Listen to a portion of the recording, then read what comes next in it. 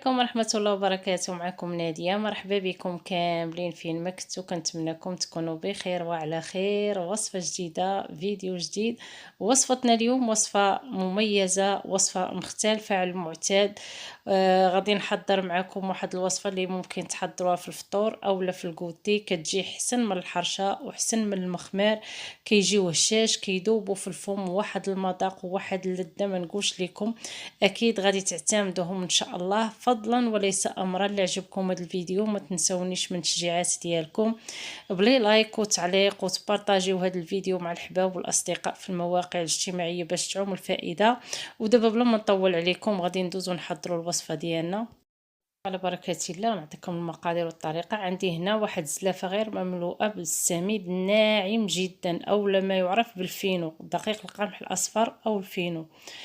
تقريبا بالوزن 180 غرام. لا عبرتو بالكاس ديال العنبة كديروا كاس ونصف، وكاس ونصف او زلافه يعني صغيره ديال السميد الخاص بالبسبوسه. يعني درت نفس المقدار 180 غرام 180 غرام. هنا ضفت واحد الملعقه كبيره مملوءه جيدا بالدقيق الابيض او الفرينه. وهنا غندير واحد ملعقه صغيره تقريبا ديال الخماره ديال الحلويات البيكين باودر، درت تقريبا واحد 6 غرامات. هنا واحد الملعقه كبيره ملحوسه يعني تكون غير مملوءه ديال الخميره الفوريه او الخاصه بالخبز. كنخلطوا هاد العناصر مع بعض حتى كينسجموا. عاد غادي نضيف الملح، كنضيف واحد شويه الملح كيبقى على حسب الذوق صافي. وغادي نخلط هاد العناصر بواحد ربع كاس ديال زيت المائده، الوزن ديالو 50 مليلتر. كناخذوا هاد الزيت وكنبسبسوه مع هاد السميده حتى كتلبس لينا بهاد يعني هاد السميده وهاد الفينو كيتلبسوا لينا بهاد الزيت. لا بغيتو تزيدوا تخلطوا ما بين زبده وزيت راه ممكن. هنا ضفت واحد الملعقه كبيره غير مملوءه ديال العسل، اللي ممكن تعوضوها بالسكر لما كانش عندكم العسل. غير هو العسل كيعطي واحد الطعم واحد اللون رائع صافي. وغادي نبدا نجمع بالحليب دافي. ضفت الكاس الاول ديال الحليب، الوزن ديالو 150 مليلتر عفوا. ضروري هاد العجين خاصها تكون مرخوفه وكتلتصق لينا على الايد. وزدت يعني نصف كاس تقريبا، درت واحد الكاس ونصف. بالنسبه للكميه ديال الحليب راه كتبقى على حساب النوعيه ديال السميده، كاين اللي كتشرب كاين اللي لا. غير هو خاصكم تحصلوا على هذا القوام، يعني واحد العجينه اللي كتكون مرخوفه وكتلتصق، هذا هو السر ديالها. غادي نخليها تختمر ما بين 20 حتى ل 25 دقيقه، يعني على حساب الجو. تقريبا انا خليتها واحد 25 دقيقه. هانتوما كتشوفوا راه تماسكت وما بقاتش العجينه عندنا يعني مرخوفه بزاف. دابا كندهن يديا بالقليل من الزيت وكنحيد منها هذاك الهواء اولا الغازات اللي تجمعوا في العجين. هنا خديت واحد الكميه ديال السميد الخاص بالبسبوسه وضفت ليه شويه الزيت. غادي نبسبسو يعني بحال كيف كنديروا الكسكسو اولا الكسكس. هاد الطريقه كنديروها لان هي اللي غادي نفندو فيها. علاش كنديروها؟ لان هادو ماشي يعني بحال الحرشه كنفندوها مباشره في السميده.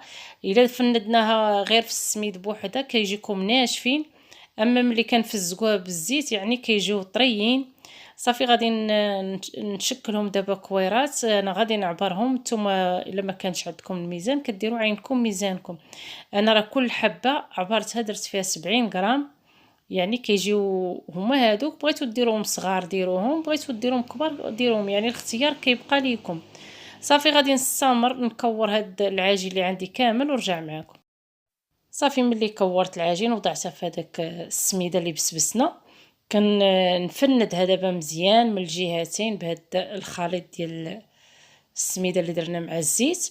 وكنجيب واحد الاطار، يعني الا كان عندكم هذا الاطار اولا داك ديال الحديد، المهم هذا غير باش كيجيكم قادين.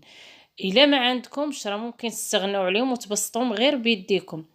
بغيتوهم يجيو غلاط شويه يعني كتخليو هاد القياس، بغيتو يجيوكم رقاق يعني كتبسطوا اكثر. انا درت كميه يعني درتهم غلاط شويه وواحد الكميه رققتهم. في الاخير غادي نوريكم النتيجه ديالهم كيف كيجيو صافي. كنستمر بنفس الطريقه كنرش عليهم هذيك السميده من بعد ما فندناهم مزيان فيها، وكنحط حتى كنكمل. وغادي ندير واحد المقله تسخن اللي غنطيب فيها حتى كتسخن مزيان. صافي غير كتسخن لينا المقله مزيان كنقصوا النار، يعني كنقصوها تكون مهيله، ما تجهدوش عليهم النار لان بسرعه كيطيبوا وبسرعه كيتحمروا. الا جهدتوا النار غادي يجيكم محمرين من برا ولكن من الداخل كيبقاو معجنين. ضروري ديروا المقلاه حتى كتسخن مزيان صافي، وكتنقصوا النار كتخليوها في المهل. صافي دابا انا حطيتهم، غادي نتسنى عليهم غير واحد شويه وغادي نقلبهم. يعني راه ما كياخذوش واحد الوقت كثير في الطياب، بسرعه كيتحمروا. ها نتوما هاهم دغيا، يعني دغيا حطيتهم هنا كنقلب فيهم، هما كتشوفوا راه تبارك الله تحمروا. صافي وكنقلبهم على الجهه الاخرى كذلك وغادي نخليهم يتحمروا. وملي كنحس بهم بداو كيتحمروا كنبدا ندور فيهم، يعني باش كتوزع عليهم ديك الحراره ويجيوني محمرين من جميع الجهات. يعني موضحه لكم كل شيء بالتفصيل. كندورهم بحال هكايا. طريقه راه جد سهله وما كياخذوا منكم لا وقت لا مجهود، صراحه راه كيجيو رائعين وغادي يعجبوكم. واحد المذاق وواحد اللذه راه ما نقولش لكم. صافي دابا هانتوما كيف شفتوا راه هما تحمروا من الجهتين، كنبقى نقلب فيهم يعني حتى كيبانوا لكم تحمروا من الجهتين. صافي هانتوما دابا هادو راه طابوا، غنزيد واحد شويه وغادي نبدا نحيد فيهم. صافي غادي نحيدهم ونوضعهم فوق واحد المنديل. ومن بعد ملي كتحيدوهم من هاد المقلاة تحاولوا عفوا تسوسوا هذاك الفائض اللي لاصق فيهم ديال السميده.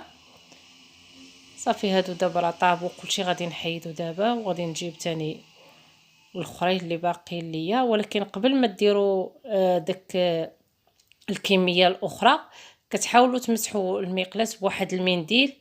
صافي شفتوا انا راه مسحتها ودرت هادوك الاخرين هما اللي قلت لكم هانتوما راه رققتهم هادو على الاخرين، يعني هادو درتهم رقاق والاخرين غلاظ.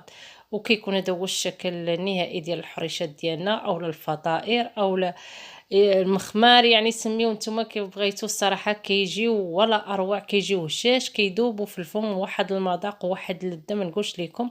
هادو اللي درتهم كبار هانتوما شوفوا بسطتهم شويه هادو، يعني ماشي بحال الاخرين. وغنوريكم الاخرين اللي خليتهم شويه غلاظ.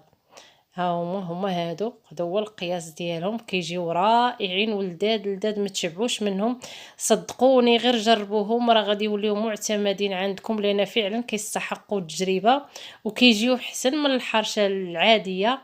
مره كنوعوا في الاطباق ديالنا. كنتمنىكم تجربوهم وفي الصحه والراحه ودمتم في رعايه الله ومع السلامه.